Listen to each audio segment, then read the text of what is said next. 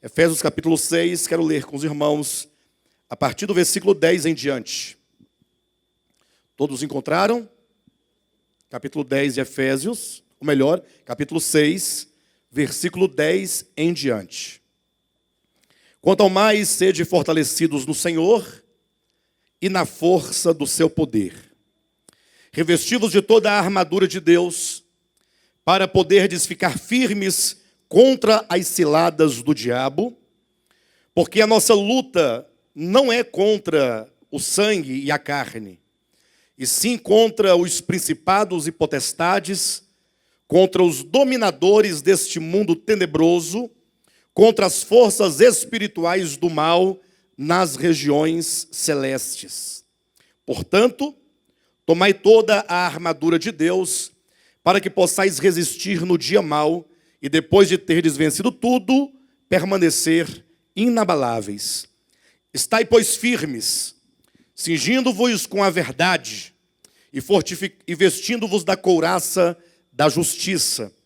Calçai os pés com a preparação do evangelho da paz, embraçando sempre o escudo da fé, com o qual podeis apagar todos os dardos inflamados do maligno.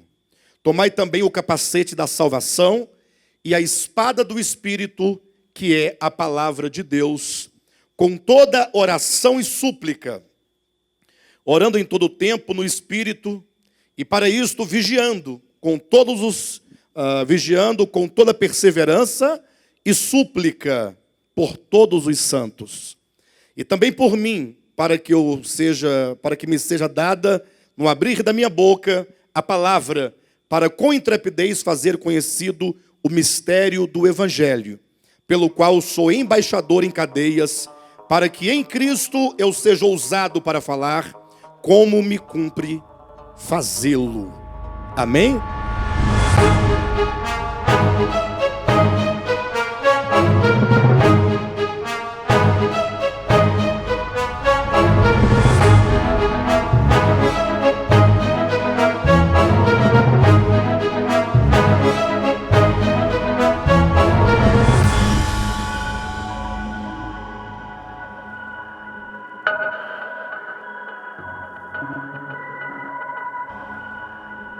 Nós lemos aqui uma porção do último capítulo do livro de Efésios. E, ao meu ver, uma porção extremamente importante. Como começa aqui as primeiras palavras do capítulo 6 de Efésios, versículo 10. Quanto ao mais. Ora, quando ele diz quanto ao mais, ele está introduzindo aqui uma palavra final. Isso porque ele já vinha falando do capítulo 1 até o capítulo 6.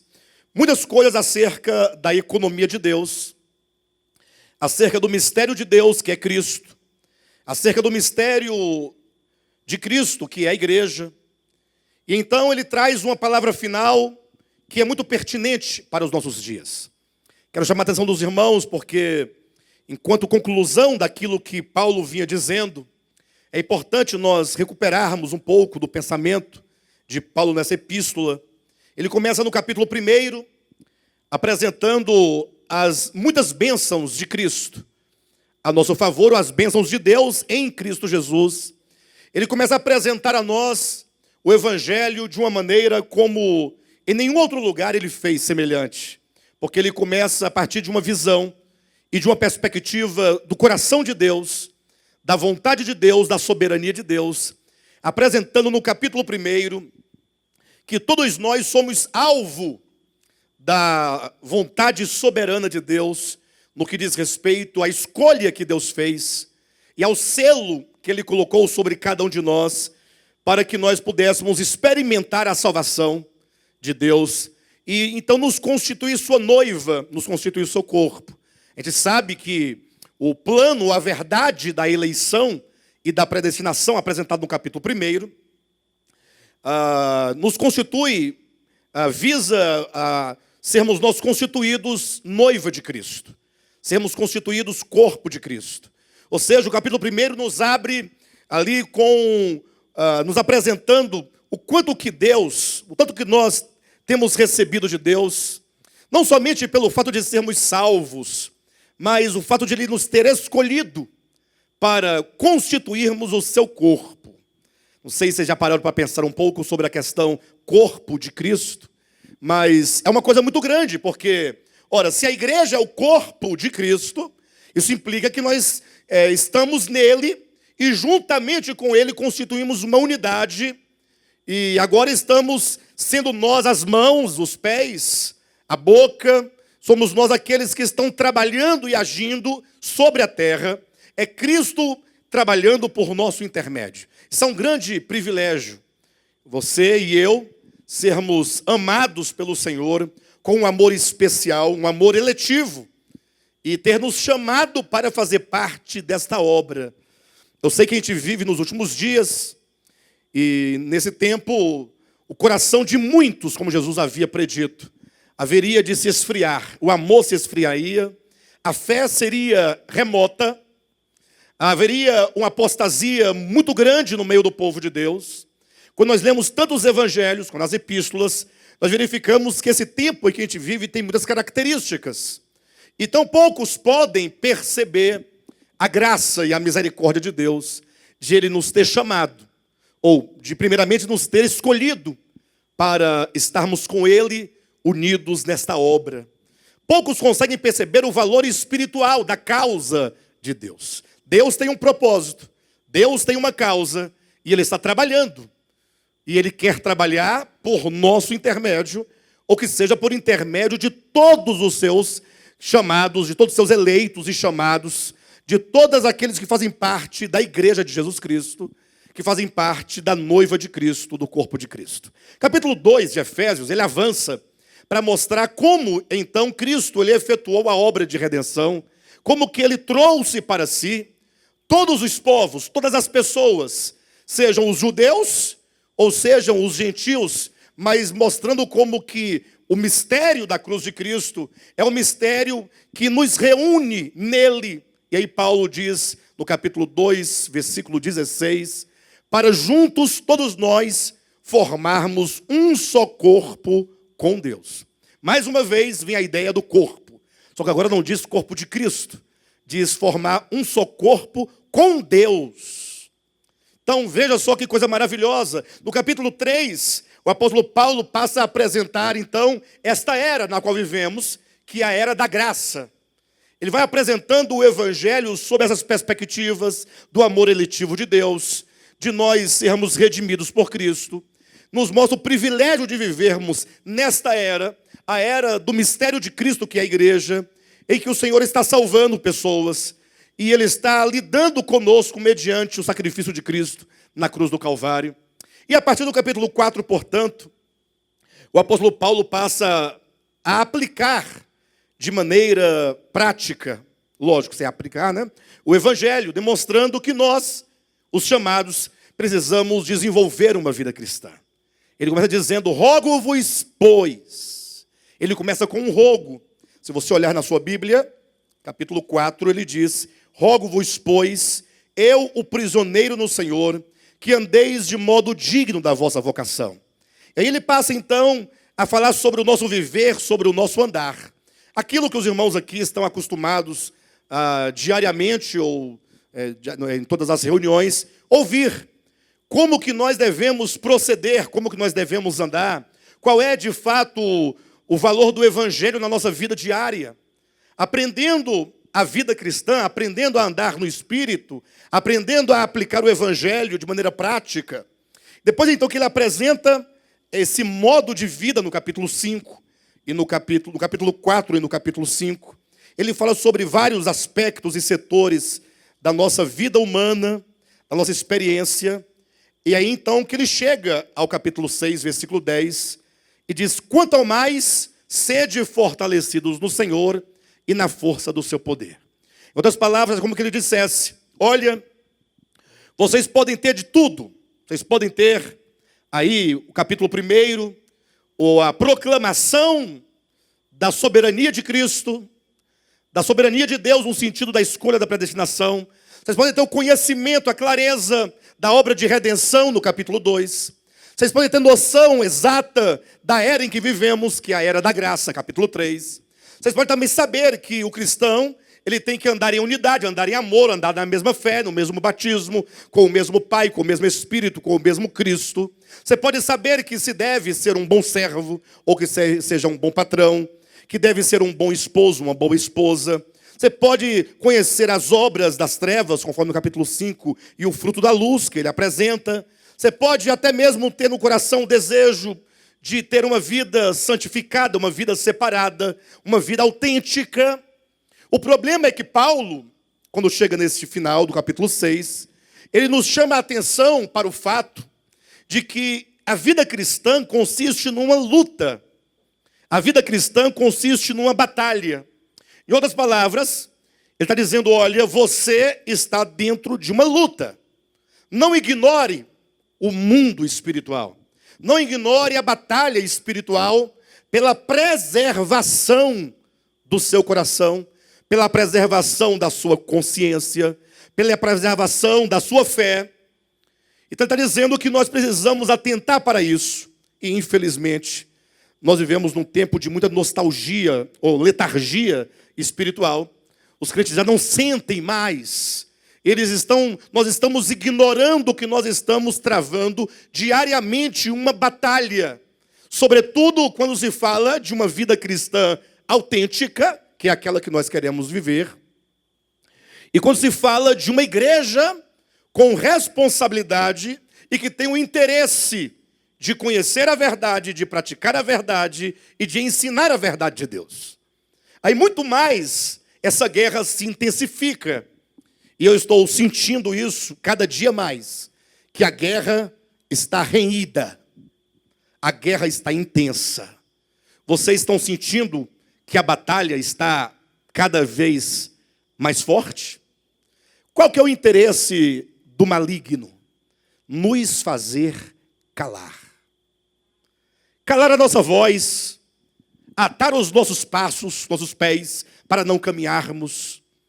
O maligno, ele não tem nenhum interesse em que nós existamos enquanto ministério. Porque se o ministério, se estamos juntos, nós temos força. Mas se separados, nós enfraquecemos. Então a luta é muito grande.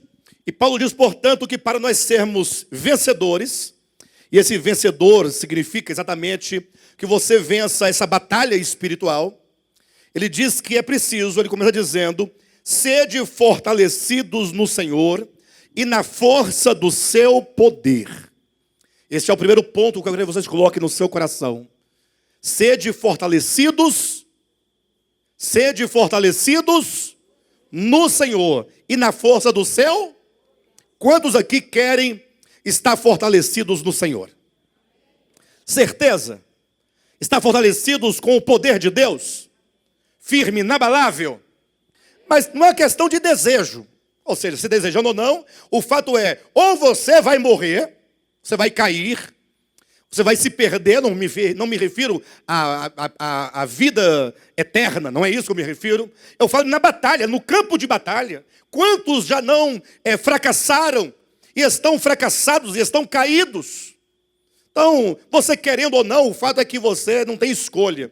Ou você vai cair, ou você vai se fortalecer. Para com o mal e as trevas, ele não abre nenhuma exceção. Não é porque eu não, você não. Se você quer esse caminho da verdade, você já está no meio do campo de batalha. Uns mais à frente, na linha de frente, na vanguarda, outros um pouco mais atrás, mas todos estamos. Há uma necessidade de nós compreendermos que é preciso nos fortalecer. E esse fortalecimento não pode ser outro, senão o poder de Deus. Não adianta fazer qualquer outro tipo de situação nós arranjarmos, né? Fazermos um almoço, fazermos um chá das irmãs, não vai resolver. É o poder de Deus. Lógico que nós precisamos estar juntos em várias circunstâncias, mas nós temos que compreender que há uma guerra espiritual. Agora, a grande questão é que nós aqui, se não uma boa parte, não compreendemos exatamente que batalha espiritual é essa. Veja o versículo seguinte, quando ele diz, revesti-vos de toda a armadura de Deus, para poderdes ficar firmes contra as ciladas do diabo. Nós passamos a nossa vida inteira, eu particularmente, eu sirvo a Cristo desde a minha infância, então eu passei a minha vida inteira correndo do diabo. Correndo do diabo, ora correndo dele, ora correndo atrás dele. É verdade. Ora com medo dele, ora querendo tacar a sandália nele. Isso porque nos ensinaram que o diabo, ele está constantemente te espreitando, o capeta, para poder fazer um mal para você. Furar o pneu do seu carro, para poder colocar blitz na sua frente, para você poder ser multado porque não pagou IPVA. O diabo está sempre te espreitando para criar uma situação na sua casa, para gerar uma contenda entre o marido e a mulher. Aí quando o marido e a mulher brigam, aí fala, o diabo está furioso, quer destruir nossas vidas. E com isso a maioria dos cristãos, a maioria, se não, tirando um 0,00000,1%, a maioria precisa de um diabo na sua vida. Precisa para ele poder ficar firme. Se tirar o diabo, se Deus hoje tirasse o diabo, imagine só, a maioria das pessoas desistiriam de caminhar, porque perderia o sentido da sua vida sem o diabo. Tudo o que acontece é o diabo. Tem que ter os demônios, tem que ter a ameaça, tem que ter a macumba, tem que ter alguma coisa para fazer sentido a vida do crente. E o pior que eles andam tão atentos com a questão do diabo, que deveria ser um vencedor em todas as situações, mas não. O que nós vemos é muitas vezes derrotas e derrotas espirituais. Isso porque nos ensinaram de maneira errada. É verdade que existem os demônios, é verdade. Jesus expulsou muitos demônios. É verdade que existem os anjos caídos, é verdade. Afinal de contas, nós sabemos que toda a história de Deus com a sua criação, no que diz respeito às mazelas que existem no mundo, é em razão de uma queda. A queda do primeiro, depois da queda dos demais, depois da queda dos outros. Então, existe de fato essas criaturas todas. O problema é que essa batalha espiritual, assim como todas as outras declarações do Evangelho, elas não ocorrem do modo como nós pensamos. Por exemplo, algumas pessoas falam assim, olha, a Escritura nos ensina que nós devemos nascer de novo. Só que elas entendem que nascer de novo é um ato de você aceitar a Jesus e a partir de então você nasceu de novo. Quem já ouviu isso? Que aqueles que aceitam Jesus nasceram de novo. Eu pergunto assim, quantos aqui receberam a Cristo? Eu creio que todos, né? Senão a maioria já receberam. Mas aí você foi batizado. Aí você ficou na expectativa de uma nova vida. Eu pergunto, sua vida mudou no sentido, o coração mudou, a consciência mudou, a alma mudou, tudo se resolveu na sua vida? Ou ainda existem um tanto de pendências e problemas, e fendas, eivas no coração, na alma, que precisam de ser tratadas e resolvidas? Ora, pastor, então eu não nasci de novo? É que o novo nascimento não ocorre enquanto um gesto de aceitar a Jesus ou o batismo, mas é um processo em que nós estamos envolvidos para que a nossa consciência velha, do velho homem, coração do velho homem, ele possa ir morrendo aos poucos. Quanto mais nós vamos morrendo para o velho homem, nós vamos renascendo para Deus. É um processo orgânico do coração. Assim como a verdade acerca do batismo, que fala dessa experiência de morte e de ressurreição. Então, as verdades do Evangelho, elas sempre acontecem no coração do homem, dentro da alma do homem, na mente do homem, nunca fora. Só que os cristãos, por não terem essa visão clara, eles estão sempre pensando numa batalha em que acontece no âmbito físico. Eu, inclusive, já participei de reuniões no passado em que a gente estava numa guerra espiritual. Ou seja, o momento da oração era o momento de uma guerra, de uma batalha. Então, estava todo mundo atirando no demônio. Até que eu olhei e uma pessoa saiu correndo com a sandália na mão. E ela pegou essa sandália e tacou na parede. Eu falei, minha irmã, o que está acontecendo? Não, estou acertando o demônio lá, é a guerra espiritual. Outros entendem, não, nós temos que ir para o monte e orar. Vamos orar no monte. Ou vamos fazer aqui uma vigília e vamos orar a noite inteira, porque assim nós vamos vencer o diabo. E aí o diabo fica sentado, olhando você orar, orar, orar, clamar, jejuar e chorar. E, Senhor, tem misericórdia, misericórdia, misericórdia. Ele fica te olhando, observando, porque ele sabe que essa batalha não acontece deste modo. Lógico que a oração, no finalzinho diz, faz parte, né, de nós, como nos apropriarmos das armas adequadas. Mas o fato é que nós precisamos compreender que essa batalha, primeiramente, não acontece no âmbito físico, porque essa luta não é contra carne e sangue. Se não é contra carne e sangue, então a sua própria carne e o seu próprio sangue, ou seja, o seu corpo, essa parte externa, esse homem exterior, não está envolvido na batalha. Esse Alexandre que vocês estão vendo, esse aqui, não está envolvido na batalha. Porque se a luta não é contra carne e sangue, então aquele que luta contra o que deve se lutar, também não deve lutar em carne e sangue. Nem se ataca carne e sangue, e nem se usa carne e sangue para batalhar. Sabemos também que, por mais que nós soframos muitas coisas, da parte dos homens, de outros, a nossa luta não é contra pessoas. Você não está lutando contra o seu irmão, contra o seu vizinho. Você não está lutando contra aquela pessoa que está pensando agora. Você não está lutando, não é contra o ser humano. Tudo que nos ocorre é exatamente para que dentro do seu coração, na sua mente, na sua alma, você possa fracassar. O apóstolo Paulo, se vocês quiserem deixar marcado um pouquinho, vamos voltar aqui atrás na segunda carta de Paulo aos Coríntios, bem pertinho aí, no capítulo 10, o apóstolo Paulo diz assim no versículo 4, porque as armas da nossa milícia não são carnais. Ou seja, nessa batalha não se usa armas carnais. Nessa batalha espiritual, nós não podemos usar de nenhum artifício meramente humano. Mas o texto continua dizendo, e sim armas que são poderosas em Deus para destruir. Por que eu trouxe os irmãos para cá? Para os irmãos perceberem onde estão os nossos inimigos. Ele diz, para destruir o quê? Fortalezas. Onde estão essas fortalezas, afinal? Na mente. As fortalezas estão no coração, na alma do homem. Porque ao longo do tempo, o maligno ele vai erigindo devagarzinho ali uma grande parede, um monte, e vai crescendo, e vai se solidificando, vai se sedimentando, até que com o passar do tempo a pessoa tem dentro de si uma fortaleza quase que impenetrável. Daqui a pouco nós vamos perceber lá no livro de Efésios, quando ele fala sobre as armas espirituais, qual é a relação dessas fortalezas com as armas, também de lá de Efésios.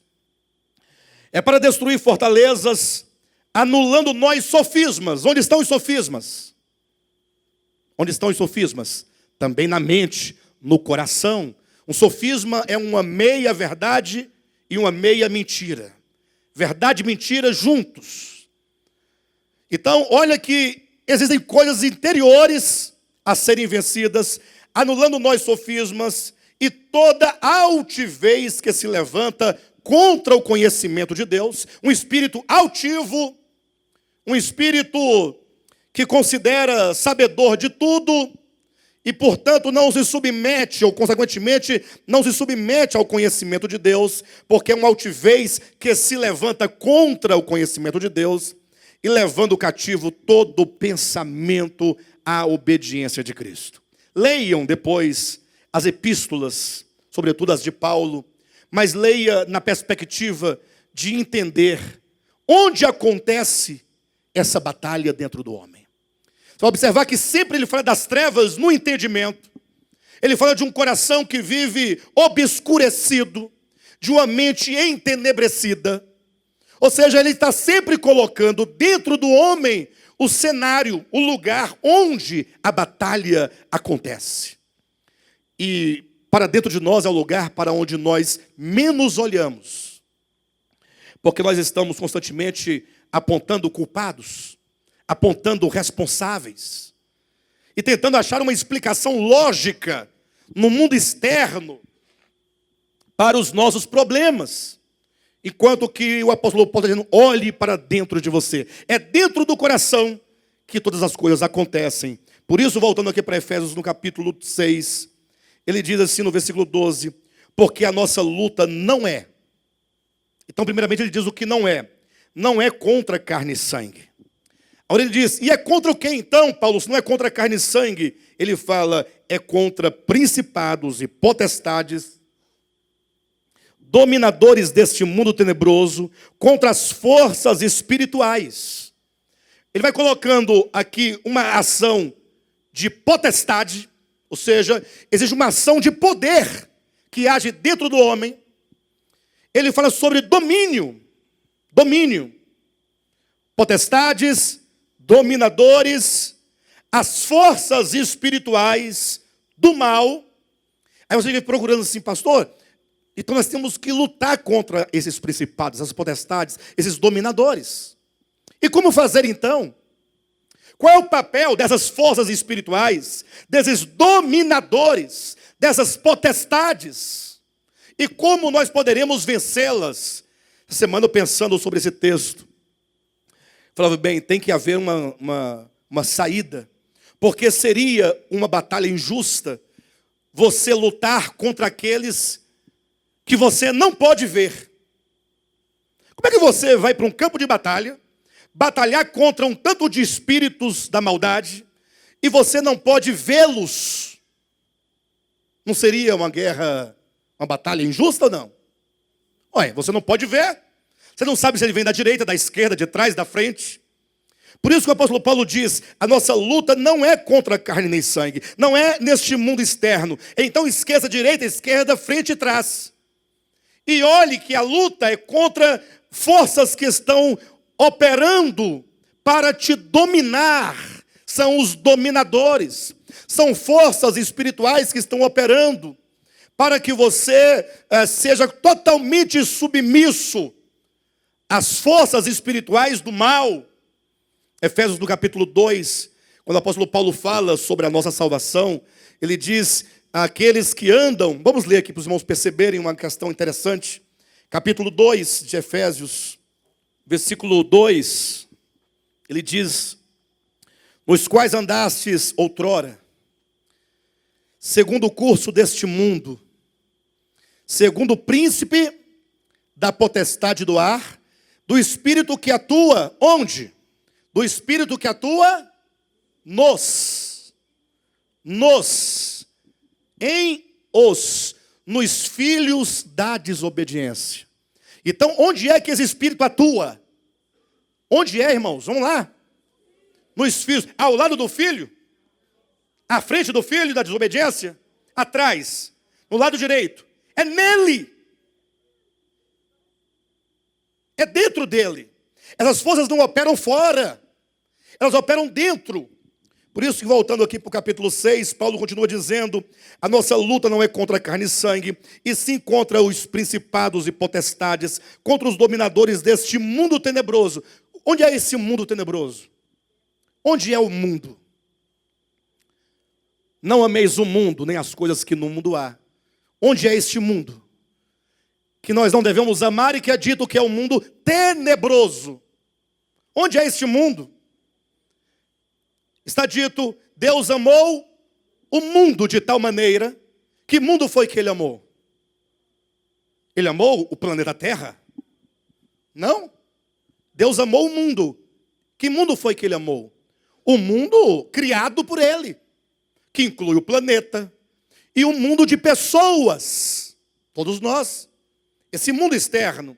A obra de Cristo na cruz do Calvário não foi para salvar almas, não. Foi para salvar o mundo criado por ele e que foi usurpado pelas forças espirituais da maldade e que fez deste planeta um lugar de muitas mazelas.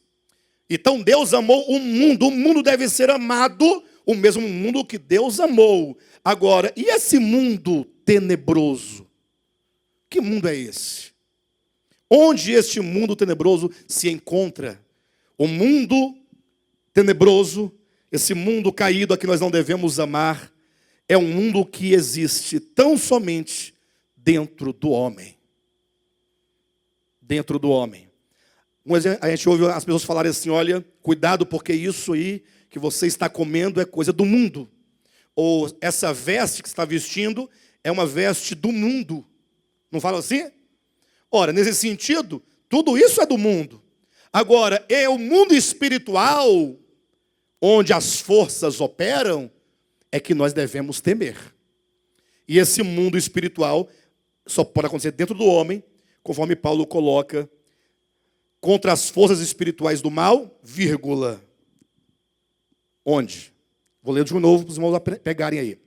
Porque a nossa luta, no versículo 12, não é contra o sangue e a carne, e sim contra os principados e as potestades, contra os dominadores deste mundo tenebroso, contra as forças espirituais do mal, nas regiões celestes. Olhem para mim por um momento, eu pergunto para você. Você já foi lá nas regiões celestes? Alguém já foi? Tem algum astronauta aqui da NASA? Nunca foi? Se você nunca foi nos lugares celestiais, eu pergunto, e como é que você vai lutar se essa batalha acontece nos lugares celestiais? Você percebe que muitas vezes nós fracassamos na luta espiritual pelo simples fato de nós não entendermos o que estamos lendo. Ou por nós conferirmos ao que lemos um aspecto físico, carne e sangue. Um aspecto exterior, pessoas, coisas. Ele diz, não, gente. Primeiro que a luta é contra forças que estão operando, que estão querendo exercer domínio e poder sobre a sua vida. E segundo que essa batalha, ela acontece nos lugares celestiais. E aqui a palavra lugares celestiais pode ser entendido como sendo no mundo espiritual, numa região espiritual. Ou seja, essa batalha, ela acontece dentro do homem, num lugar chamado espírito humano, ou coração humano, ou consciência humana. Existe um mundo dentro de você. Você só é um ser subjetivo porque existe um mundo. Como é difícil você compreender o mundo do outro. Não é? Cada pessoa tem um mundo aqui que, se ele não falar, não revelar, fica ali vivendo o seu mundo, a sua subjetividade. E é nesse mundo, portanto, interior, que essa batalha acontece. Ou seja, dentro do homem existe uma batalha. Eu me recordo, em 2008, quando eu estava estudando literatura inglesa, eu me recordo que eu tive uma aula muito espantosa, porque ela abriu vários horizontes de entendimento. O professor dizia o seguinte, que na Grécia Antiga, os escritores, por exemplo, como Homero e outros que escreviam suas tragédias, eles colocavam a tragédia no âmbito espacial.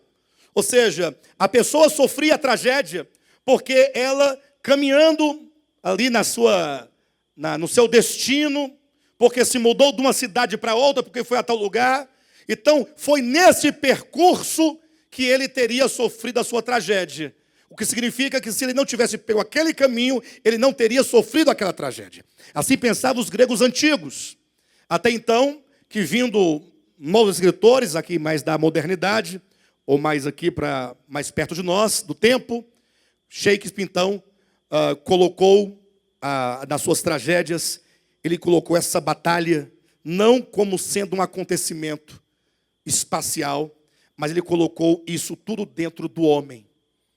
E eu ouvindo, assistindo aquela aula e pensando exatamente no que o apóstolo Paulo ensina, tanto em Romanos, no capítulo 7, como em Gálatas, capítulo 5.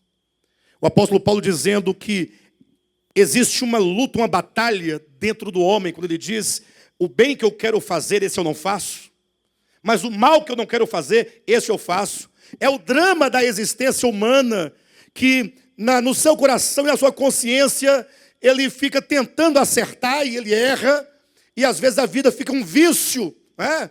E um ciclo de altos e baixos, de perdas e de ganhos, de vitórias e de derrotas, e nós muitas vezes não atentamos para isso e ficamos perdidos.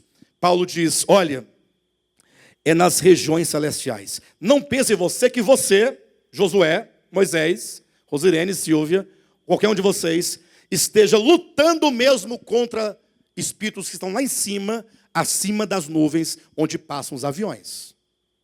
Não pense isso. Porque se você um dia fizer um voo, você estiver do lado da janela e ficar olhando, você vai ficar procurando por eles, onde eles estão. Aí você vai ouvir uma voz interior dizendo, eu estou bem pertinho de você. Eu estou dentro de você. Não que você esteja possuído por nenhum espírito, mas é porque o meio dos espíritos caídos trabalharem é na sua mente. Porque se ele conseguir te levar a compreensões equivocadas das coisas, você vai ser gerado e formado, ou vai ser gerado em você uma consciência, um modo de pensar, um modo de sentir, e tudo que você pensa e você sente, você reage exteriormente. Se ele conseguir forjar uma visão equivocada da coisa, se ele conseguir fazer com que você não ame a verdade, achando que você está amando, aí você vai estar totalmente controlado interiormente, dentro de você, por essas forças, ainda que você ore dizendo que está pisando na cabeça do diabo, como se ele tivesse lá com a cabecinha para você pisar, assim.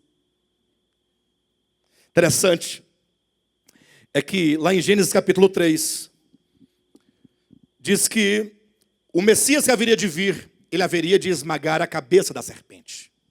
Lembra desse texto? Que ele viria para pisar a cabeça da serpente. Em Romanos capítulo 12, capítulo 16, versículo 20, Romanos 16, 20, fala que logo, logo o Senhor há de acabar de destruir essa serpente debaixo dos nossos pés. Abra sua Bíblia em Romanos rapidamente, para você compreender essa questão que eu estou dizendo. Romanos 16, 20. E o Deus da paz, em breve, esmagará debaixo dos vossos pés a Satanás. A graça de nosso Senhor seja convosco. Como os irmãos pensam que o Senhor fará isso? O Deus da paz, em breve, há de esmagar a quem? A Satanás. Debaixo de quê? Dos nossos pés. Aí eu fico pensando no crente, que tem muita fé. Aquele crente bem fervoroso, que ama muito o evangelho, mas entende pouco dele. E ele fica naquela expectativa, irmãos, um dia o Senhor vai colocar Satanás debaixo dos nossos pés. Ele fica na expectativa e na esperança de ter essa glória, de poder ver o diabo debaixo dos pés dele. Eu pergunto, irmãos, qual o sentido do diabo debaixo dos pés de alguém? Nesse sentido, como eu estou pisando nesse carpete agora. Qual é o sentido disso? Hã? Eu ouvi um nenhum ali atrás.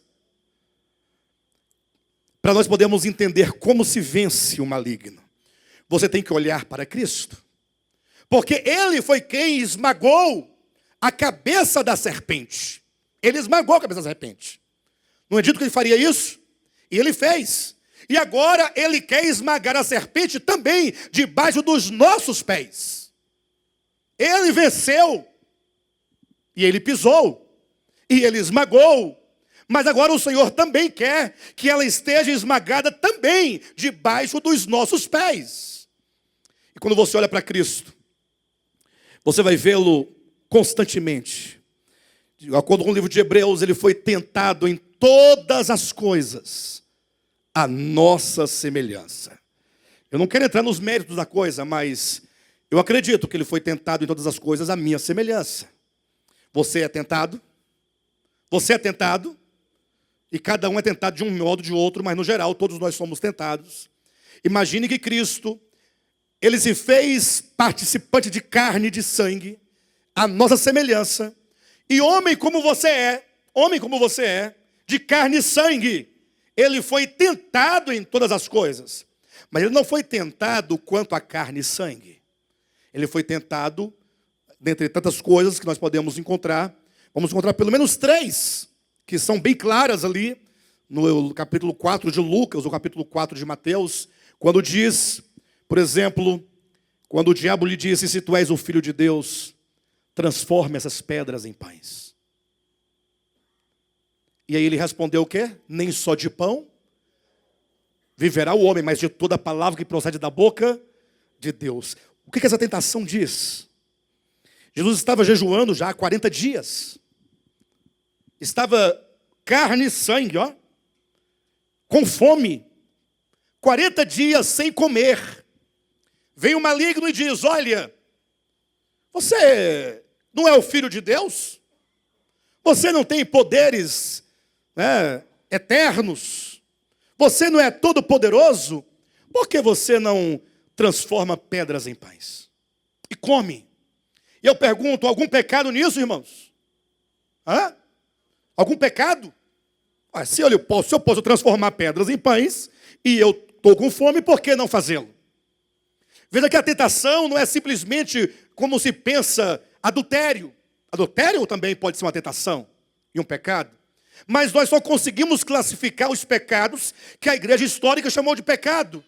E esquecemos que os grandes e maiores pecados, e sobretudo é aquele que acontece dentro de nós, sem nenhum ato seu. Jesus disse: olha, é verdade que eu sou o Cristo, e eu sou o Filho de Deus, mas como homem, eu preciso aprender a depender do Pai. Quando ele diz: não só de pão vive o homem, mas o homem também vive de toda a palavra que sai da boca de Deus. Ele está dizendo, é preciso depender do Pai, aprender a depender do Pai, se alimentar dele para viver. Ou seja, tudo que o maligno queria era colocar no coração de Jesus o desejo, a ânsia de ser independente. Porque a partir daí tudo estaria agora acabado. Se ele se torna independente, ou se ele deseja ser independente do Pai, agora ele faria todos os demais pecados. Veja que a tentação, ela acontece no sentido do coração. Era aqui no coração que Jesus tinha que decidir depender ou não depender do Pai.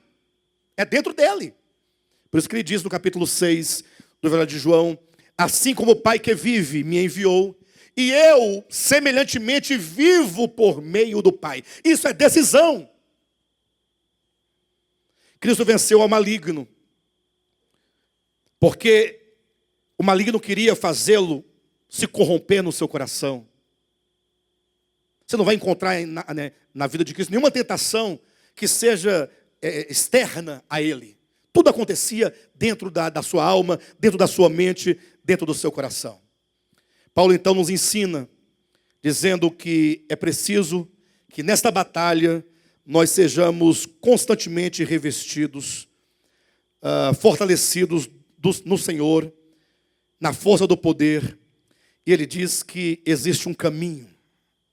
Eu perguntei se vocês queriam vencer, queriam estar revestidos, falaram que sim. Fortalecido, sim. Se você está fortalecido no Senhor e está fortalecido no poder de Deus, você não será derrotado. Mas o que fazer para que você esteja fortalecido? Essa é a questão. Tem que haver um caminho prático para isso. Ou seja, você tem que olhar para dentro de si e falar assim: bem, o que eu devo fazer para que eu seja alguém fortalecido, alguém preparado, alguém que não será enganado pelo maligno, alguém que vença o maligno, como diz aqui no versículo 13, no versículo capítulo 6, portanto, tomai toda a armadura de Deus, para que possais resistir no dia mau, e depois de terdes vencido tudo, permanecer o quê? Inabalável. Puxa, depois de terdes vencido tudo. Vencer tudo. Permanecer o quê? Inabalável. Não responda. Mas você está aí inabalável?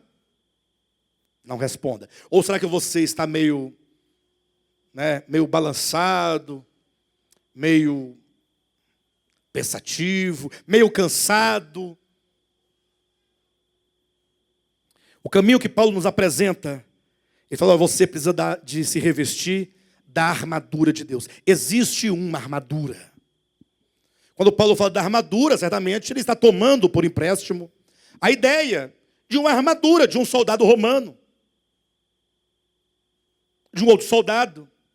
Ele olha para um soldado e ele vê que aquele soldado tem um capacete sobre a cabeça.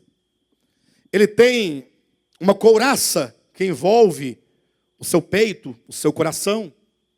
Ele percebe que o soldado ele está devidamente cingido com um cinturão. Ele vê que o soldado ele está com umas sandálias que sobem até a altura do joelho para proteger os seus pés. Que ele traz um escudo, que ele traz uma espada. E agora Paulo olhando, você, aquele soldado ele está bem equipado. E se o crente tiver uma armadura tanto quanto aquela, o crente também vai vencer. Só que aquela armadura do soldado romano é para lutar uma luta contra carne e sangue. E você deve ter uma armadura daquela para lutar contra forças espirituais, contra dominadores que querem dominar a sua mente, o seu coração. E Paulo então passa, para que ninguém vá amanhã a uma loja comprar uma armadura, Paulo ele passa a dizer o significado desta armadura. Ele passa a dizer o que significa cada uma das coisas. Leia comigo, vamos passo a passo. Ele vai nos ensinar a vencer. Ele vai nos ensinar a nos fortalecer. E você decidirá se você vai se fortalecer para vencer ou não. Capítulo 6, versículo 14. Estai, pois, firmes. É uma questão de vida ou morte. Cingindo-vos com a verdade. Cingindo-vos, esse cinturão da verdade. Cingindo-vos com a verdade. Interessante que a verdade, conforme o próprio Evangelho declara, é o próprio Cristo. A verdade é uma pessoa. Cristo diz, eu sou o caminho, eu sou a verdade. Então Cristo é a verdade. E a verdade também diz respeito a tudo aquilo que ele ensinou, que ele falou. Tudo aquilo que ele viveu. Tudo aquilo que ele realizou.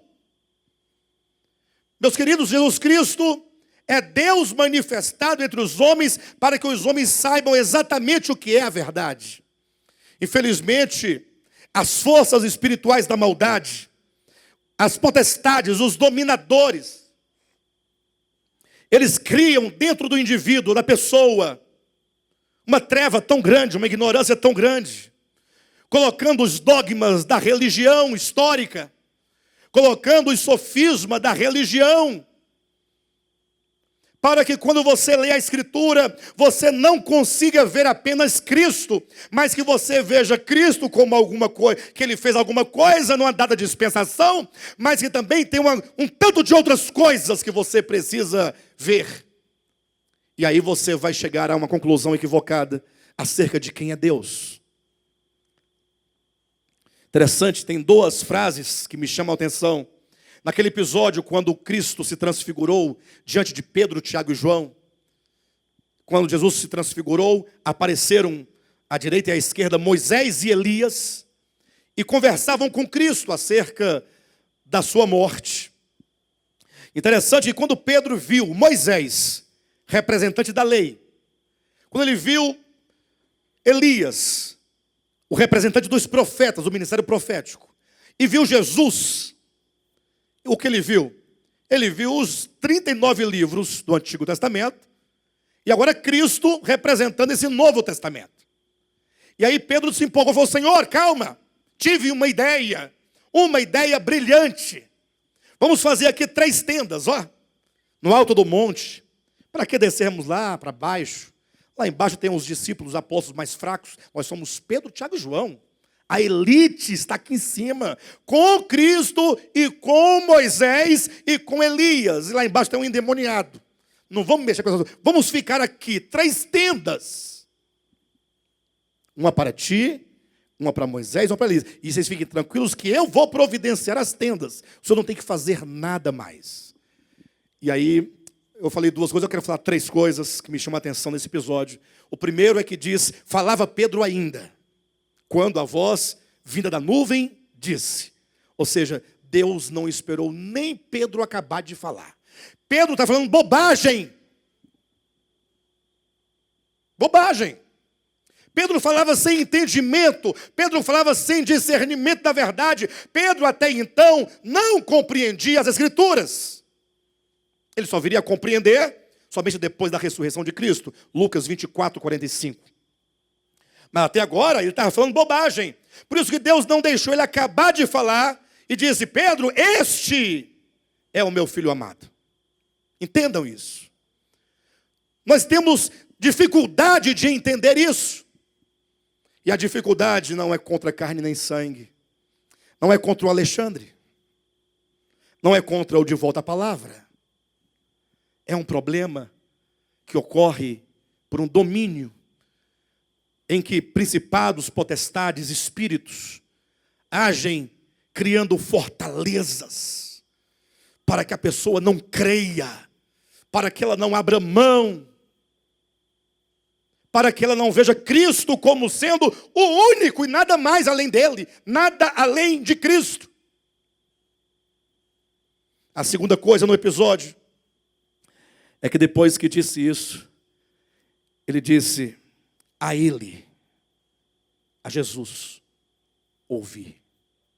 Em outras palavras, se tem 3 copos com água sobre a mesa, e eu falo, Josué, esta, aqui no meio, é a água viva. A ela bebei. Eu estou dizendo, não é a outra água, nem a da direita, nem a esquerda, mas é a esta. É o próprio Deus dizendo, é para ouvir o meu filho. É o filho. Só o filho, a ele, ouvir. E a terceira coisa que me chama a atenção nesse texto, é que acabando de falar isso, disse, e então eles abrindo os olhos, não viram mais a ninguém, senão a Jesus. Ou seja, quando vem a revelação, eles agora só veem Jesus. Uma visão clara. Na verdade, cingido com a verdade, é quando você só vê Cristo. E cingir o lombo com a verdade, quer dizer que essa verdade que é Cristo, ela te restringe.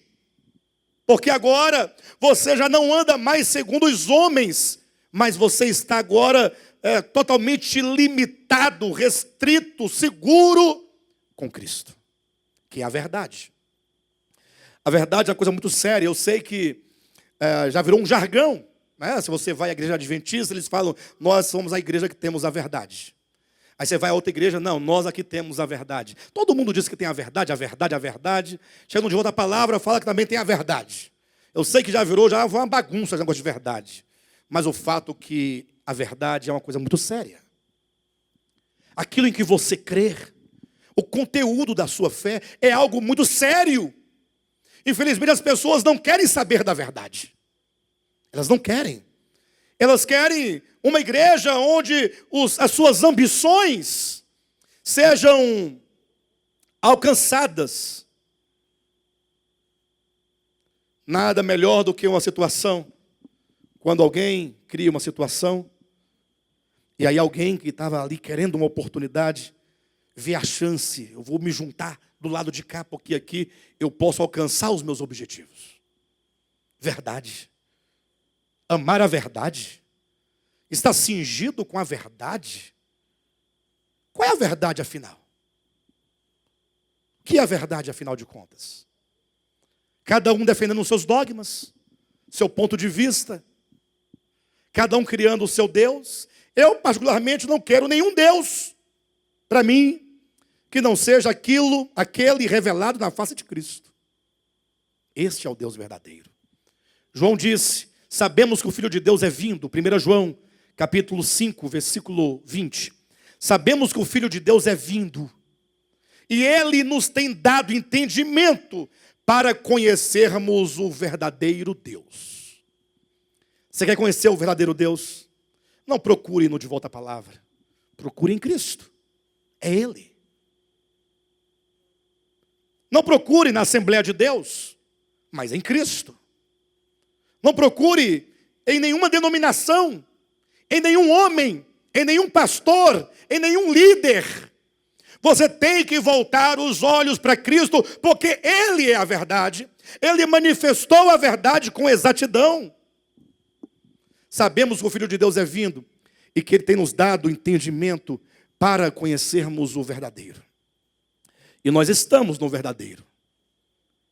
Aí ele diz, em seu Filho, Jesus Cristo. Este quem? Jesus Cristo. É o verdadeiro Deus e a vida eterna. E você fica aí manquejando entre dois pensamentos. Você está com dúvida sobre quem é Deus? Você está com dúvida de como Deus é? O problema é que eu disse agora há pouco, nós precisamos sempre de um Deus malvado, para que você, tendo medo dele, fique firme. As pessoas, eu já ouvi dizendo, inclusive nessa igreja aqui mesmo, disse que uma pessoa deixou de congregar, isso tem mais ou menos uns 5 a 6 a 10 anos, um jovem deixou de congregar e foi ver o motivo. Por quê? Não, eu descobri que a salvação é eterna. Então, salvação é eterna, por que eu vou congregar? A salvação é eterna, eu estou salvo eternamente. Que maravilha.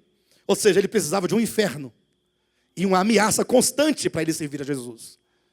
Se tira o inferno, tira o diabo ameaçando, lançá-lo no lago de fogo, ele não tem mais força para seguir. E muitos precisam de um Deus malvado, que fique com um chicote 24 horas ameaçando.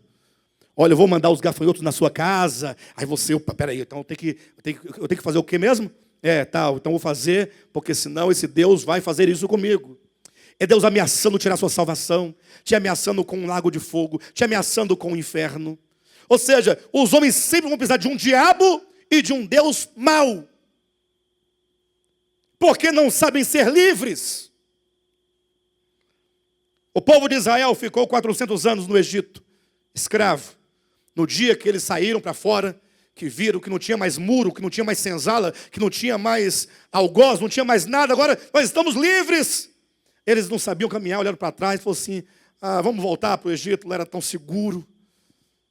Eu tinha certeza que no dia seguinte ia ter lá um pãozinho de sal para comer, uma cebolinha, colocar dentro do pão, um alho. Porque ele queria uma segurança. Pode ser miserável a vida, mas aqui eu estou seguro.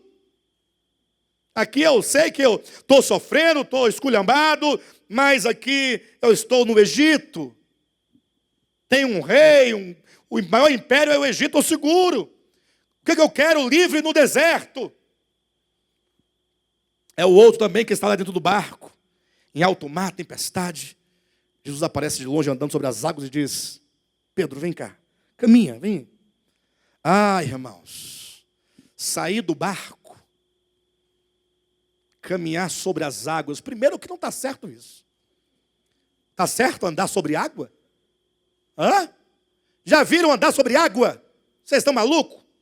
Afunda. Afunda. Não tem jeito. Jesus fala, filho, a fé é você caminhar no vazio. Você crê ou você não crê. Você não tem que cogitar. Porque se você começar a andar e duvidar, você afunda. Por isso que é dito que nós devemos embraçar o escudo da fé. A fé é um escudo. Quando você firma no seu coração a fé na verdade que é o cinturão, você vai agora vai se defender contra os dardos inflamados do maligno. Um dardo, sabe o que é dardo? Vamos pensar mais como antigamente, uma grande lança que se jogava e eles colocavam alguma coisa na ponta dessa lança e colocava ali um combustível, tocava fogo e lançavam contra os inimigos. Quando batia lá no alvo, aí tocava fogo em tudo. Quantas vezes não vem um maligno tentar colocar algo dentro do seu coração, da sua mente, E você precisa defender-se com a fé. A fé não é em mim. A fé é na verdade. A fé é do Evangelho. Nós temos que levar a sério a questão da verdade e a questão da fé. Fé e verdade são coisas sérias. Não procure a melhor igreja. Não procure a igreja mais próxima de sua casa. Porque a que está mais próxima da sua casa pode não estar comprometida com a verdade. Amar a verdade, exercer fé na verdade, é uma coisa muito séria. Capítulo 6 de Efésios, versículo 14. Estai, pois, firmes, cingindo-vos com a verdade, e vestindo-se com a couraça da justiça. Guardar o seu coração. A couraça, ela guarda o coração. Ela guarda a sua alma. Ela te protege. Essa justiça é primeiramente o próprio Cristo enquanto justiça. Essa justiça também é quando você vive e pratica a justiça. Mas nós amamos tanto a injustiça. A injustiça, ela alimenta a carne. A gente só não gosta da injustiça quando ela é feita contra nós. Mas cometer injustiça é muito fácil. Ah, pastor, mas eu não cometo injustiça. Será mesmo? Se comete injustiça, às vezes, em coisas tão banais, tão pequenas. Às vezes você, ouvindo algo, mesmo desses políticos aí, a gente ouve muito, não ouve não? E eu fico vendo os irmãos conversando no WhatsApp 24 horas sobre Lula e a Dilma e o Aécio e o Bolsonaro, eu fico observando. Aí tem aqueles que defendem o Bolsonaro e tem os que defendem o PT, os petistas. Para os petistas, o Lula é santo, nunca errou. Para o Bolsonaro, no PT só tem ladrão. É PT, ladrão. Ah, mas quem? Não, é PT lá. Você acha, é uma chancela. Eu não estou falando de política. Estou dizendo como que nós somos ávidos para categorizar e classificar tudo como uma coisa só. Isso é injustiça.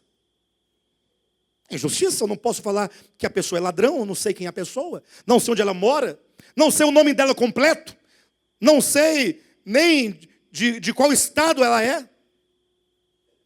Nunca acompanhei a vida política dela, não sei os projetos, não sei nada, mas é esquerda, acabou, é do demônio. Isso é maldade, isso é injustiça contra uma pessoa que você não sabe quem é. Você entende? E o contrário também. Você bem pode ficar acusando do outro lado. Eu não estou aqui falando nem de um nem de outro. Para mim, está tudo complicado. Mas nós não podemos cometer injustiça. Tantas vezes nós assumimos um partido sem ouvir o outro lado. O coração nosso não está sendo guardado. Guarde o seu coração. Proteja o seu coração com a couraça da justiça. Procure pela palavra, pelo evangelho, pela oração, refletir antes de se posicionar, antes de decidir, antes de falar. Calçai os pés com a preparação do evangelho da paz. Interessante que Paulo coloca o evangelho como sandálias, porque é como você caminha, é o seu viver.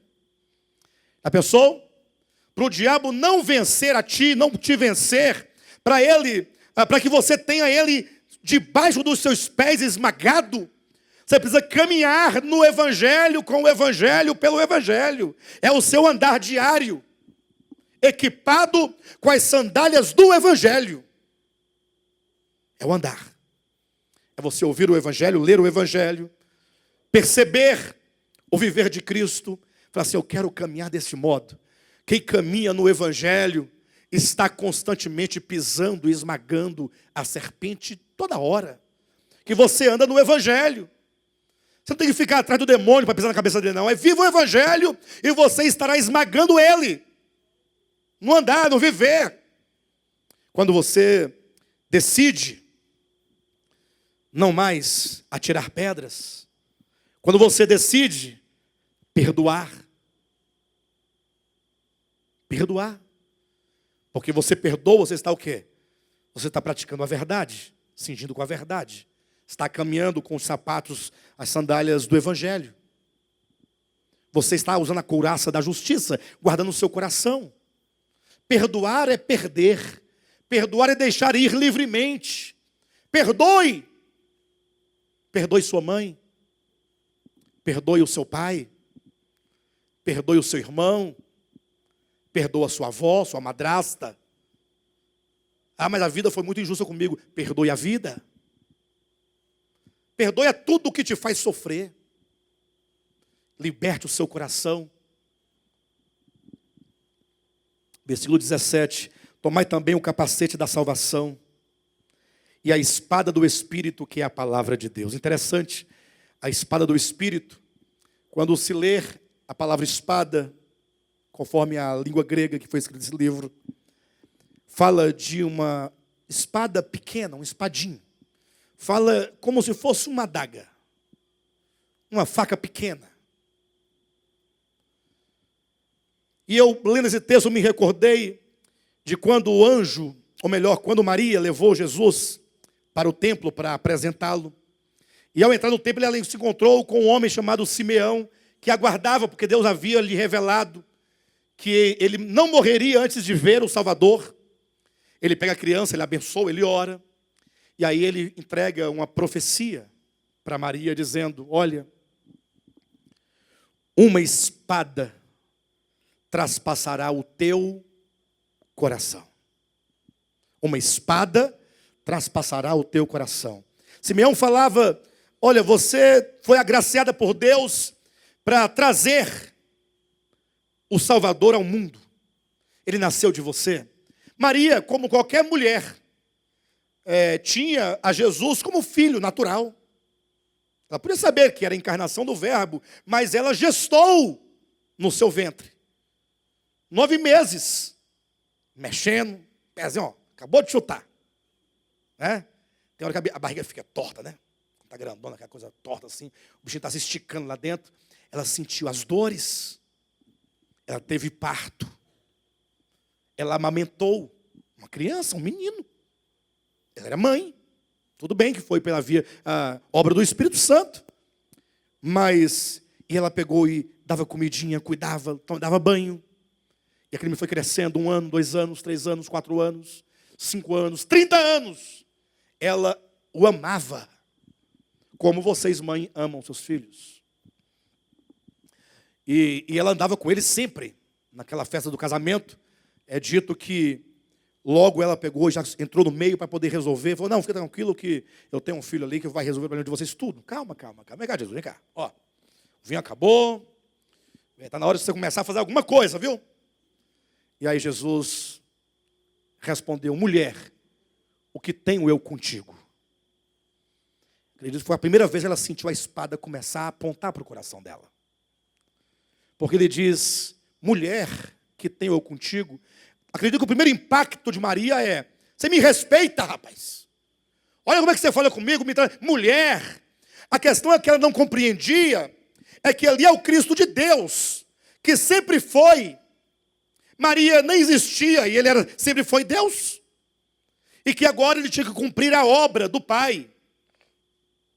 E então ele não estava mais ali agindo a partir de então do seu ministério. Não era mais o Jesus, filho de Maria, mas era o Cristo de Deus encarnado, fazendo a missão, a obra que ele tinha que realizar. E ela tinha que agora aprender a lidar com essa questão. Ele não é meu.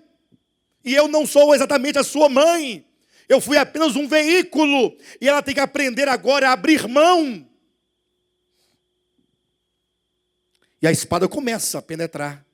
Quando ela começa a perder o poder, o domínio sobre aquele que é o Cristo de Deus. Até o dia em que ele foi levado à cruz. E ela olhando para ele. E sabendo o que ele estava realizando. A obra de Deus. A obra de redenção. E ela tendo que ser obediente a Deus até o fim. E dizer sim, Senhor. Sim, Senhor. A espada penetrando o coração, a dor de perder aquilo que não era dela, mas aquilo que ela aprendeu a amar porque saiu dela, ainda que no sentido temporal. Aqui em Efésios, essa espada é a espada que vem de encontro a nós mesmos e não contra nenhum adversário exterior. E essa espada é a palavra de Deus. Na medida que você vai conhecendo a palavra de Deus, e não a Bíblia nós conhecemos, né, de capa a capa, como dizem por aí. Eu sei que aqui tem gente que conhece toda a Bíblia. No sentido, já leu a Bíblia 30 vezes, 40 vezes. Mas a palavra de Deus, na medida que a palavra de Deus vai sendo revelada, você vai vendo Cristo. E Cristo falando, né, explicando, ensinando a vida do reino, a vida do discípulo. Nós falando aqui na quarta-feira passada, Jesus falou assim, olha, se vocês produzirem frutos, ou somente quando produzirem frutos, o meu Pai é glorificado. E assim, vocês se tornarão meus discípulos. Você ser discípulo de Cristo implica necessariamente produzir frutos. E para produzir frutos, você vai ter que buscar, depender do Pai constantemente. É quando então você começa a perceber que essa palavra, quando ela vai entrando, ela vai destruindo o nosso ego, as nossas expectativas carnais, os nossos sonhos carnais, os nossos interesses carnais. E você cada vez fica menor. Cada vez menor. Como João Batista disse, importa que ele cresça, que eu diminua. Ou seja, na medida que você vai abrindo mão de si por causa da palavra, você é menos você. Porém, você fica mais Cristo. Já não sou eu quem vive, mas é Cristo que vive em mim. Paulo dizendo, em outro lugar ele diz, até que Cristo seja formado em vós. Para ele ser formado, você terá que ser destruído.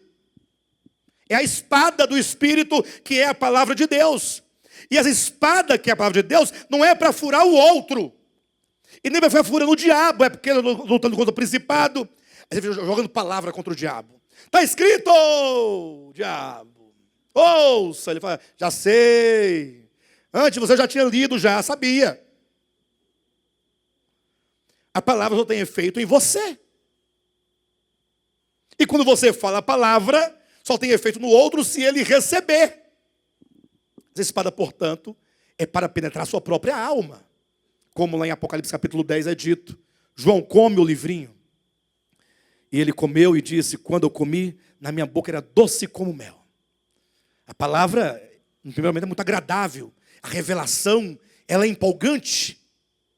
Você começa a compreender as coisas, compreender, puxa, como é que foi a árvore do conhecimento do bem e do mal, o seu significado. Você vai ficando feliz porque você agora já compreende a palavra orgânica do Evangelho, né? Você compreende a obra de redenção, salvação orgânica.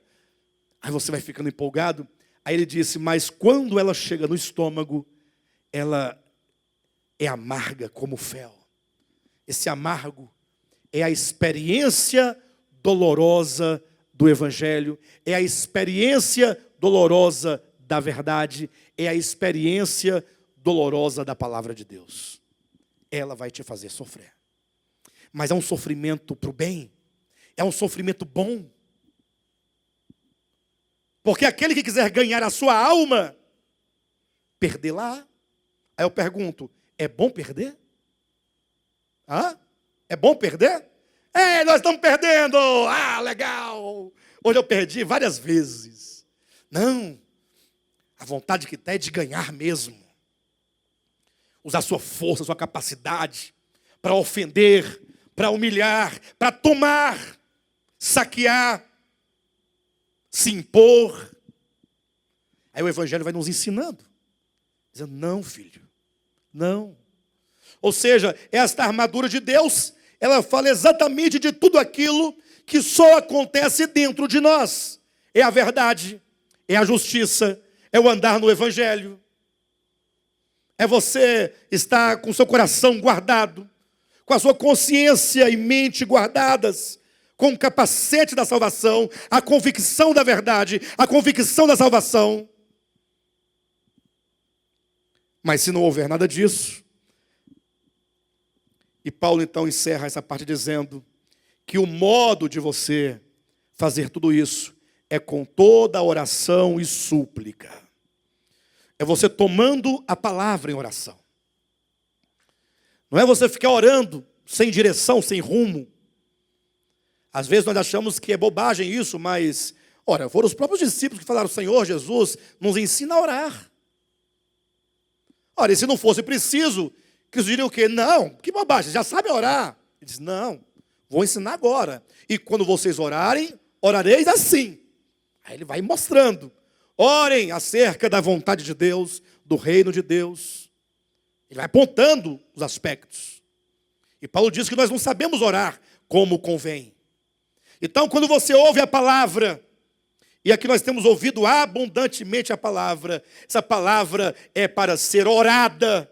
Toda palavra que você escutar, você tem que colocar no seu coração e fazer dela a sua oração. Porque quando você ora, você faz daquilo o seu desejo. E se é desejo é porque você ainda não tem. Se já não tem, é uma necessidade. Aí tudo começa quando o seu coração começa a sentir necessidade. O que vai fazer gerar em nós a necessidade é a oração. Senhor, eu ouvi a tua palavra. Puxa, Senhor, a tua palavra é tão maravilhosa, tão verdadeira. Senhor, a tua palavra é tudo o que nós não temos, tudo o que nós não somos. Mas, Senhor, que essa palavra, ela ganhe meu coração. Só o Senhor, o Espírito Santo, pode fazer isso acontecer. Diga para Ele. Diga para Ele que você tem necessidade de experimentar a verdade. De cingir os lombos com a verdade. Aí começa a orar. Não, espere por um momento. Não, amanhã cedo, quando eu levantar, eu vou orar. Não, a oração é conversa. Já imaginou se você tivesse um filho? E esse filho, toda vez que fosse falar com você, tinha que se arrumar, tal. Vou lá falar com minha mãe agora. Cheguei lá. Minha mãe e meu pai, estou aqui, neste momento. Seu filho, a pessoa, para te pedir, em nome do papai, em nome da mamãe, estou com fome, quero almoçar. Que coisa mais chata seria essa, não? Não seria chato, não? Gente, Deus é o nosso Pai. E Ele habita você e você habita nele. E aí, para acabar toda a situação, Ele não é somente Pai. Jesus falou assim: olha, já não vos chamo servos, mas vos chamo amigos. Porque o servo não sabe o que o seu Senhor faz. E eu estou revelando a vocês tudo o que eu vi de meu Pai. Vocês são meus amigos. Se eu sou amigo dele, eu não vou mais conversar com ele, tendo que ficar falando: ó, estou aqui neste momento. Eu sei que é bom você ter um momento de oração específico. Não deixe de ter o seu momento de oração.